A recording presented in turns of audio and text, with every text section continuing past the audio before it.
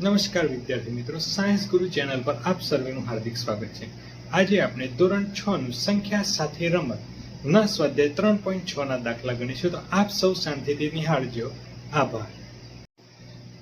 સ્વાધ્યાય 3.6 નીચે આપેલી સંખ્યાઓના ગુરુત્તમ સામાન્ય અવયવ શોધો। અહીંયા નીચે આપેલી સંખ્યાઓનો ગુરુત્તમ સામાન્ય અવયવ શોધવાનો છે કે 18 અને 48 નો ગુરુત્તમ સામાન્ય અવયવ શોધીશું।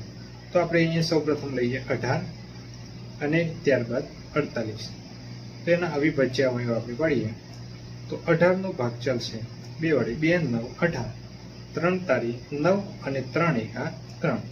તેવી રીતે 48 ના આપણે અવયવ પાડીએ તો 24 દુ 48, 12 દુ 24, 2 6 12, 2 3 6 અને 3 એકા 3। તો અહીંયા આપણે 18 ના અવયવ મળે છે 2 ગુણ્યા 3 ગુણ્યા 3 અને 48 ના મળે છે 2 ગુણ્યા 2 ગુણ્યા 2 ગુણ્યા 2 ગુણ્યા 3। તો અહીંયા આપણે બંનેના સામાન્ય અવયવ થશે, સામાન્ય અવયવ। તો અહીંયા આપણે જોઈએ તો 2 3 અને 2 ગુણ્યા 3, એના સિવાય બીજો કોઈ સામાન્ય અવયવ આપણને મળતો નથી। તો અહીંયા થશે ગુરુત્તમ સામાન્ય અવયવ માટે ગુસા બરાબર 2 ગુણ્યા 3 એટલે કે 6। ત્યારબાદ 30 અને 42 ના આપણે ગુસા શોધીશું। તો આપણે અહીંયા 30 ના અવયવ પાડીએ, અહીંયા 42 ના અવયવ પાડીએ તો 15 દુ 30, 3 પંચું 15 અને 5 એકા 5। તેવી રીતે 21 દુ 42, 3 7 21 અને 7 એકા 7। તો અહીંયા આપણને 30 ના અવયવ મળે છે 2 ગુણ્યા 3 ગુણ્યા 5, 42 ના 2 ગુણ્યા 3 ગુણ્યા 7। તો સામાન્ય અવયવ થશે, સામાન્ય અવયવ તો 2 અને 3, 2 ગુણ્યા 3। તો માટે ગુસા થાય ગુરુત્તમ સામાન્ય અવયવ બરાબર 6। ત્યારબાદ 18 અને 60 ના અવયવ આપણે શોધીએ કે 18 60 ખૂબ સરળ છે મિત્રો કે 2 9 18, 3 તારી 9 અને 3 એકા 3।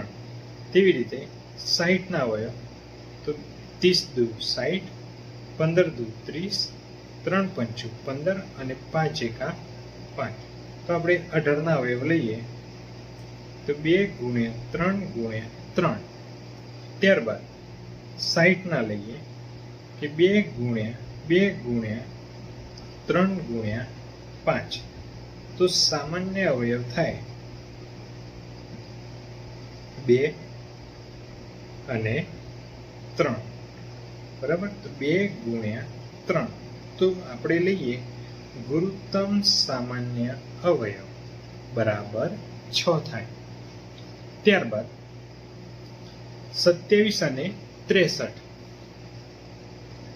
તો અહીંયા આપણે લઈએ 27 ના અવયવ, અહીંયા આપણે લઈએ 63 ના અવયવ।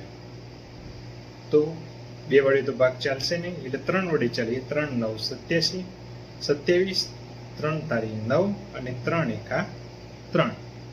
ત્યારબાદ અહીંયા આપણે લઈએ 3 વડે ભાગ ચલાવીએ તો 3 દુ 6 અને 3 21 તારી 63, 3 7 21 અને 7 એકા 7। તો અહીંયા 27 ના અવયવ આપણને મળે છે 3 ગુણ્યા 3 ગુણ્યા 3 અને 63 ના મળે છે 3 ગુણ્યા 3 ગુણ્યા 7। તો સામાન્ય અવયવ આપણને મળશે 3 અને 3 બરાબર। અને ગુરુત્તમ સામાન્ય અવયવ થશે 9। તેવી જ રીતે મિત્રો 36 અને 84, તો આપણે 36 અને 84 ના અવયવ આપણે શોધીએ તો એના અવિભાજ્ય અવયવ પાડીએ તો 18 દુ 36, 2 9 18, 3 તારી 9 અને 3 એકા 3. તેવી રીતે 2 વડે ભાગ ચાલીએ તો 42 દુ 84, 21 દુ 42, 3 7 21 અને 7 એકા 7. હવે આના સામાન્ય અવયવ આપણે લઈએ તો 36 ના અવયવ છે 2 ગુણ્યા 2 ગુણ્યા 3 ગુણ્યા 3. તેવી રીતે 84 ના અવયવ થાય છે 2 ગુણ્યા 2 ગુણ્યા 3 ગુણ્યા 7. તો અહીંયા સામાન્ય અવયવ લઈએ તો 2 2 અને 3.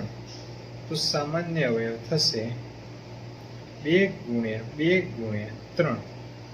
તેવી રીતે ગુસા થાય 12. હવે તેવી રીતે આપણે 34 અને 102 ના પણ ગુસા શોધી શકીએ છીએ. ત્યારબાદ 3 રકમનો 3 રકમના આપણે અહીંયા શોધીએ તો 70, 105 અને 175.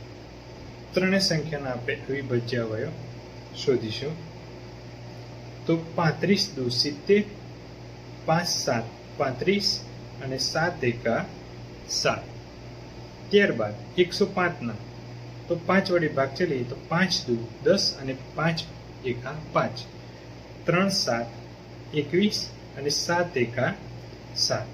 તેવી રીતે 175 ના લઈએ તો 5 વડે ભાગ ચલીએ તો 5 તારી 15 અને પાછું 25. 35 ના જોઈએ તો 5 7 35 અને 7 એકા 7. તો આવી અવિભાજ્ય અવયવ પાડે. હવે એમના ત્રણેયના સામાન્ય અવયવ લઈએ આપણે. 70 ના થશે 2 ગુણ્યા 5 ગુણ્યા 7, 105 ના થશે 5 ગુણ્યા 3 ગુણ્યા 7 અને 175 ના થશે 5 ગુણ્યા 5 ગુણ્યા 7. તો અહીંયા આપણે સામાન્ય અવયવ લઈએ. સામાન્ય અવયવ બરાબર 5 અને 7. તો થશે 5 ગુણ્યા 7. તો ગુરુત્તમ સામાન્ય અવયવ બરાબર 35. બરાબર મિત્રો. હવે 91, 112 અને 49. તો આ ત્રણ સંખ્યાઓનો આપણે અવયવ પાડીએ. 91, 112 અને 49. તો 91 ના આપણે અવયવ પાડીએ. ત્યારબાદ 112 ના પાડીએ અને 49 ના પાડીએ. બરાબર. હવે 91, 112 અને 49. તો આ ત્રણ સંખ્યાના આપણે અવિભાજ્ય અવયવ પાડીએ. તો 91 તો 13 7 91. તો આપણે અહીંયા 7 વડે ભાગ ચાલીએ તો 13 7 91 અને 13 એકા 13. હવે 12 ના અવયવ 112 ના અવયવ તો 2 5 10 અને 2 6 12. ફરીથી 2 વડે ભાગ ચાલીએ તો 2 2 4 અને 2 8 16, 14 દુ 28, 2 7 14 અને 7 એકા 7. પછી અહીંયા 27 49 અને 7 એકા 7. બરાબર. તો અહીંયા આપણે સામાન્ય અવયવ શોધીએ તો 91 ના થશે 7 ગુણ્યા 13. 112 ના થશે 2 ગુણ્યા 2 ગુણ્યા 2 ગુણ્યા 2 ગુણ્યા 7 અને 49 માં થશે 7 ગુણ્યા 7. બરાબર.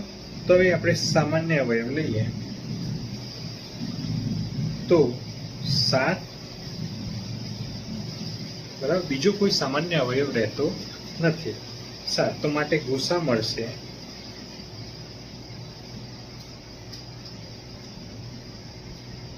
7. બરાબર. હવે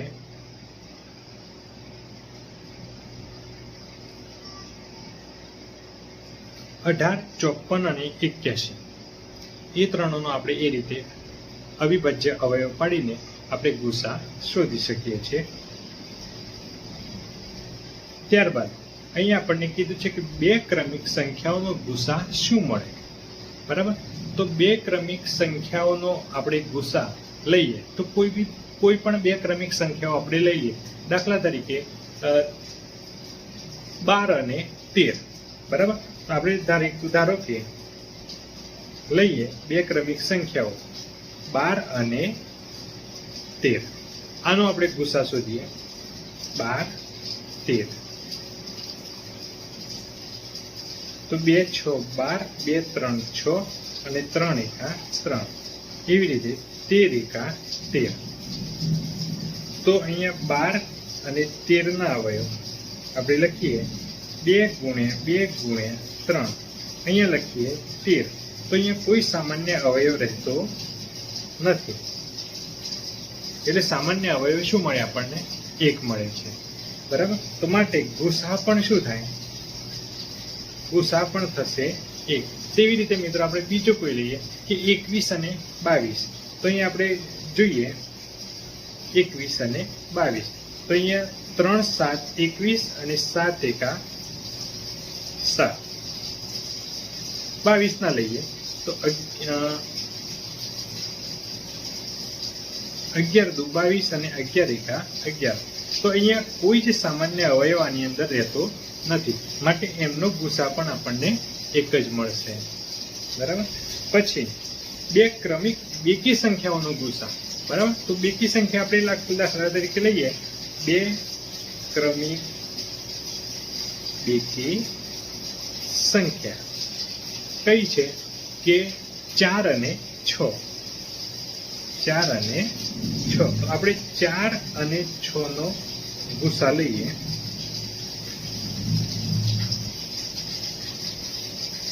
2 2 4, 2 એકા 2, 2 3 6, 3 એકા 3. તો આપણે 4 2 ગુણ્યા 2 અને 6 ના મળશે 2 ગુણ્યા 3. તો અહીંયા સામાન્ય અવયવ શું મળે છે? સામાન્ય અવયવ બરાબર 2 મળે છે. શું મળે છે? માટે ગુસા પણ શું મળે? 2 મળે છે. માટે બે ક્રમિક બેકી સંખ્યાઓ આપણે લઈએ તો એનો ગુસા પણ આપણને 2 મળશે. તેવી રીતે બે ક્રમિક એકી સંખ્યાઓ લઈએ આપણે. દાખલા તરીકે 5 અને 7. 5 અને 7. ધારો કે તે ક્રમિક એકી સંખ્યાઓ છે આપણી જોડે 5 અને 7 છે. બરાબર. તો 5 એકા 5 અને 7 એકા 7. તો 5 ના અવયવ આપણે લઈએ તો 5 અને 7 ના અવયવ લઈએ આપણે 7. બરાબર. તો એકી સંખ્યાઓ. તો હવે એમનો સામાન્ય અવયવ મળે. શું મળે? સામાન્ય અવયવ થશે 1. કોઈ જ સામાન્ય અવયવ નથી. માટે ગુસા શું મળે? ગુસા પણ મળશે 1 મળશે. એવી રીતે આપણે કોઈ વિભાજ્ય એકી સંખ્યાઓ લઈએ કે 13 અને 15. તો 13 એકા 13 થશે અને 15 ના થશે 3 અને 5. તો એમની વચ્ચે પણ કોઈ સામાન્ય અવયવ રહેતો નથી. માટે તેમનો પણ ગુરુત્તમ સામાન્ય અવયવ 1 જ મળે છે. બરાબર. તો મિત્રો આ હતા આપણા સ્વાધ્યાય 3.6 ના દાખલા. જો વિડીયો ગમ્યો હોય મિત્રો તો આપણી ચેનલ સાયન્સ ગુરુને સબસ્ક્રાઇબ કરશો. આભાર.